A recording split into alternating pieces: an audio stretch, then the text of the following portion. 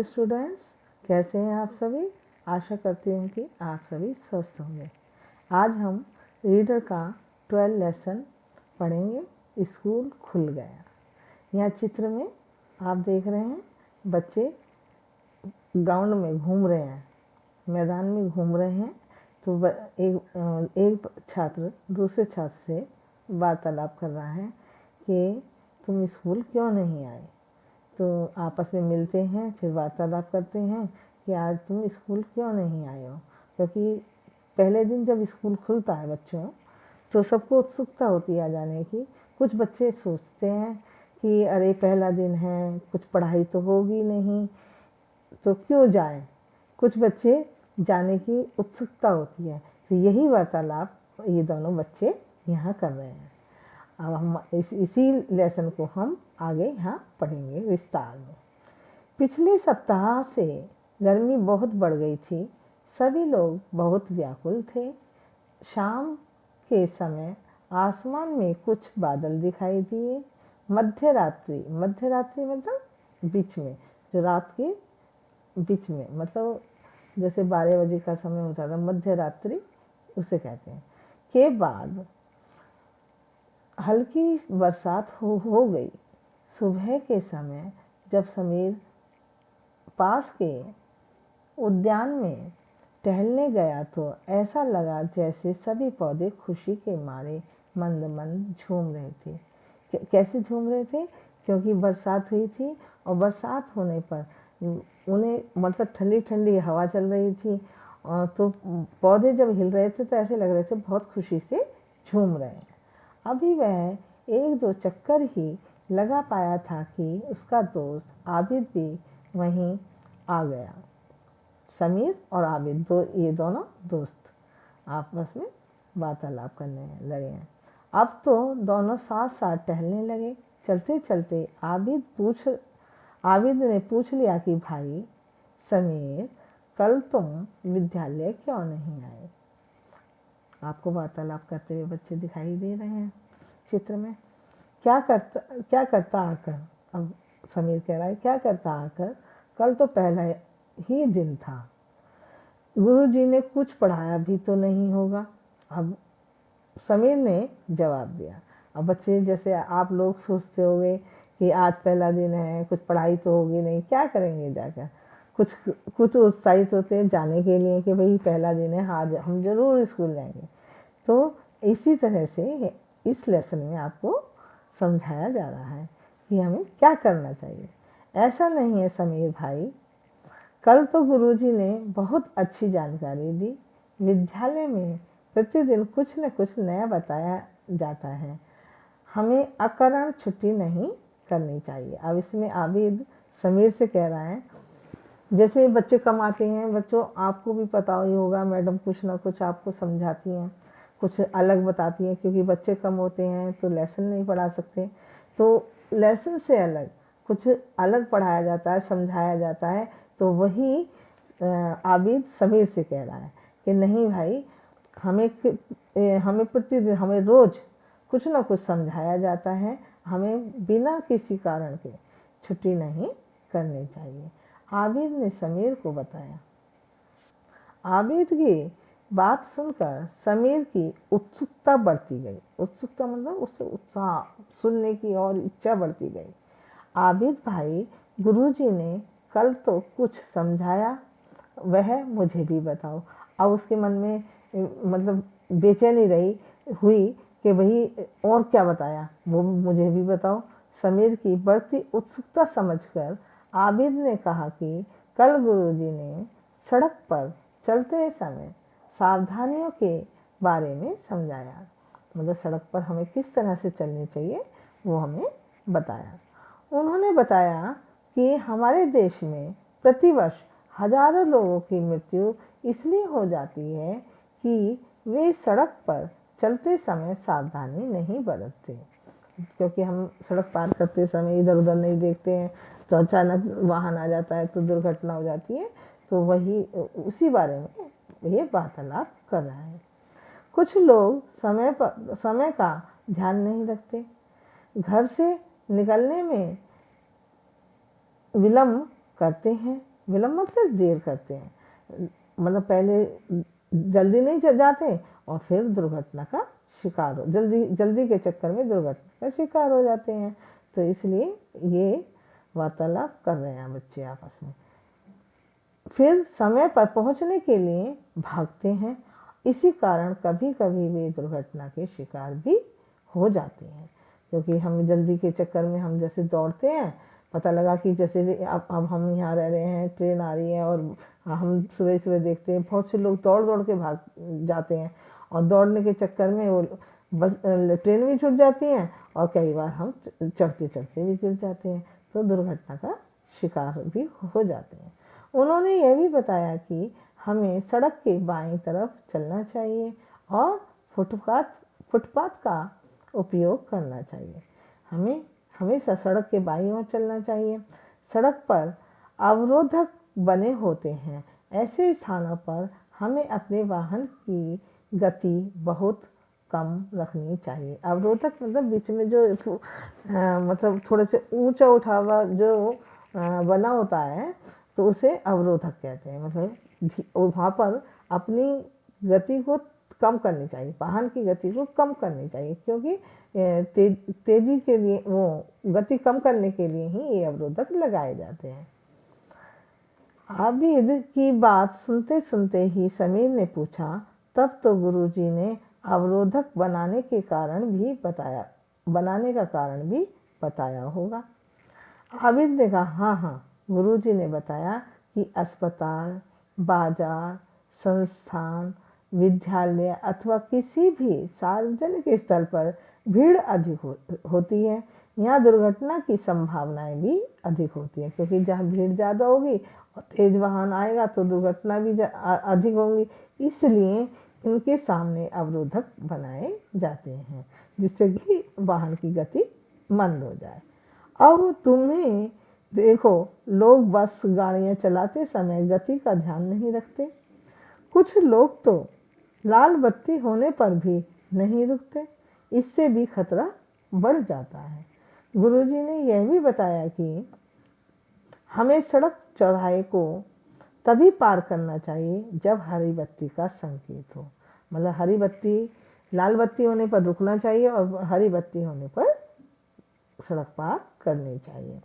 लोग पीली बत्ती देखकर आगे बढ़ने लगते हैं, उन्हें भी हरी बत्ती के संकेत की प्रतीक्षा करनी चाहिए, इंतजार करना चाहिए कि हरी बत्ती कब जल रही है। कई बार ऐसा भी होता है कि बस चालक का ध्यान भटक जाता है या उसे नींद आ जाती है, यह भी दुर्घटना का कारण होता है। दुर्घटना का एक कारण ये भी होता है कि बस चालक चल रहा है, रात में चल रहा है, उसे नींद का झटका आ गया और उसमें दुर्घटना हो जाती है। हमारी सरकार की कोशिश रहती है कि कुछ लोग पूरी तरह सुरक्षित रहें। यही कारण है कि मोटरसाइकिल पर चलने वालों के लिए हेलमेट तथा 4 पहिया वाहनों में चलने वालों के लिए सीट बेल्ट लगाने को अनिवार्य किया गया है। जब हम 2 पहिया वाहन पर चलते हैं, जैसे स्कूटी, बाइक, तो इस पर हेलमेट लगाना ज़रूरी होता है। ये हमारी सरकार ने बिल्कुल उसको निश्चित कर दिया है कि लगाना ही है। और जब हम गाड़ियों में चलते हैं तो सीट बेल्ट का प्रयोग करते हैं। तो ये हमारी सरकार ने इसका अनिवार्य कर दिया है। इतना होने के बाद भी लोग गलती कर बैठते हैं और इसका परिणाम परिवार, मित्र सभी को भुगतना होता है।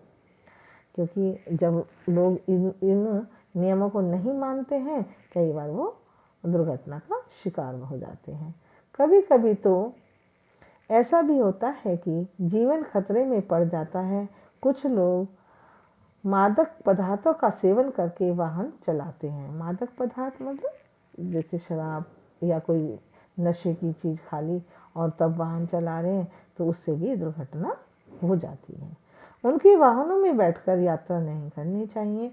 दूसरों को भी इससे सचेत करना चाहिए, दूसरों को भी सावधान करना चाहिए। अगर किसी ने ऐसा कर रखा है और किसी को जानकारी हो गई कि भाई इसने शराब पी रखी है, तो दूसरे को भी कहना चाहिए कि भाई इसकी गाड़ी में मत बैठो। आबिद, ये दुर्घटनाएं किन कारणों से होती होंगी? भाई समीर, बहुत ज़्यादा तो मैं नहीं जानता, फिर भी ऐसा लगता है कि जल जमाव, टूटी सड़कें, मोड़, कुहासा, आंधी तूफान आदि के कारण भी दुर्घटनाएं होती हैं। अब उसने समीर ने पूछा है तो आबिद बताता है कि जल भराव, जहाँ पर पानी भर जाता है, टूटी सड़कें, जैसे बीच बीच में से सड़क टूट जाती हैं, गड्ढे हो जाते हैं, मोड़, कहीं मोड़ है और हम बत्ती नहीं जलाएंगे या हम हॉर्न नहीं देंगे तो उस पर भी दुर्घटना हो सकती है। कोहरे में और आंधी तूफान के कारण भी दुर्घटनाएं हो जाती हैं। कुछ लोग वाहन चलाने में कुशल नहीं होते, ऐसे लोग सड़क दुर्घटना का कारण बनते हैं। आज हम लोग इस बारे में गुरुजी से और भी जानकारी प्राप्त करेंगे। इतना कहते हुए उनकी नज़र एकाएक समीर की कलाई पर बंधी घड़ी पर पड़ी तो वह बोल पड़ा, अरे समीर, बहुत देर हो गई, चलो अब घर वापस चलें, आखिर विद्यालय भी तो चलना है। अब दोनों घड़ी को देखते हैं, टाइम हो गया है, तो कहते हैं अब घर चलो, अब हमें विद्यालय भी जाना है। तो हमें समीर ने भी आबिद की हाँ में हाँ मिलाई। अब दोनों घर की ओर यह गुनगुनाते हुए लौट पड़े कि मंद चाल हो, सावधान हो, चलें सदा अपने पथ पर, रहे सुरक्षित सबका जीवन, खुशियाँ भरी रहे हर पल। तो हमें शिक्षा मिलती है कि हमें यातायात के नियमों का पालन करना चाहिए। अब बच्चों, अब हम अब हम शब्दार्थ करेंगे। मध्य रात्रि, आधी रात का समय, उद्यान, बगीचा, मंद मंद, धीरे धीरे, प्रतिदिन, रोज, उत्सुकता, जानने की इच्छा, प्रतिवर्ष, हर वर्ष, विलंब, देर, फुटपाथ, पैदल चलने वालों का रास्ता, अवरोधक, रोकने के लिए सड़क के बीच बनी ऊंची पट्टी, गति, चाल, संकेत, सूचक, प्रतीक्षा, इंतजार, परिणाम, फल, नतीजा कह दो या फल, मादक, नशीला, सचेत, सावधान। जो ये वर्ड मीनिंग है आप अपनी नोटबुक में करेंगे। ये अभ्यास करें बच्चों, अब अपनी बुक में करेंगे। बरसात किस समय हुई? मध्य रात्रि के बाद। पौधे कैसे लग रहे थे? खुशी से मंद मंद झूम रहे थे। टहलते समय आबिद ने समीर से क्या पूछा? कल तुम स्कूल क्यों नहीं आए? एक शब्द में उत्तर बताइए। चौराहे पर लाल बत्ती किसका संकेत है? रुकने का। हमें चौराहा पार करने के लिए कब तैयार होना चाहिए? हरी बत्ती होने पर। हेलमेट पहनना क्यों जरूरी है? दुर्घटना से बचने के लिए। समीर और आबिद घर की ओर वापस क्यों लौट पड़े?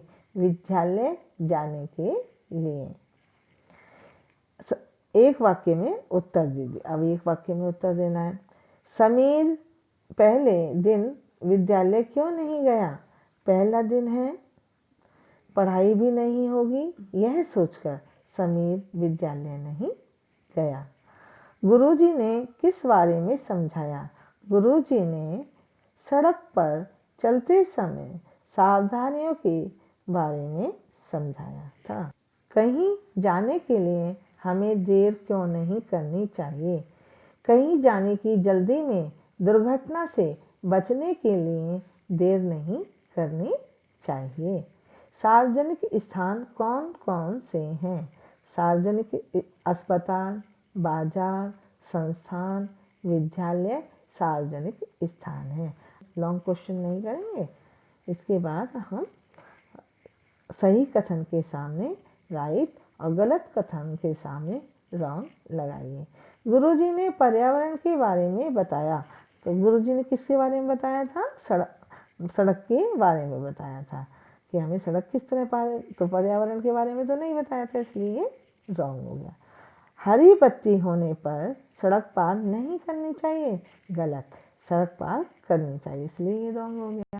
पैदल चलने वालों को फुटपाथ पर चलना चाहिए, यस। आबिद पहले दिन विद्यालय नहीं गया, गलत, समीर गया था, पहले दिन समीर नहीं गया था और आबिद गया था, इसलिए ये रॉन्ग हो गया। वाहनों को सार्वजनिक स्थान पर गति कम रखनी चाहिए, यस, इसलिए राइट हो गया। अब ये हमारा अपठित गद्यांश है, तो इसमें से हमें शॉर्ट क्वेश्चन छांटने हैं। तो ये है क्वेश्चन, समय का ध्यान न रखने पर क्या होता है? समय का ध्यान न रखने पर दुर्घटना होती है। क्या होता है? दुर्घटना। गुरुजी ने कक्षा में क्या बताया? हमें बाईं तरफ सड़क के किनारे फुटपाथ पर चलना चाहिए, गुरुजी ने बताया। मृत्यु और विलंब शब्दों के विलोम शब्द लिखिए। तो मृत्यु का होगा जीवन और विलंब का होगा शीघ्र, ये दो इसके विलोम शब्द हैं। तो ये वर्क आप अपनी बुक में करेंगे। Thank you, have a nice day.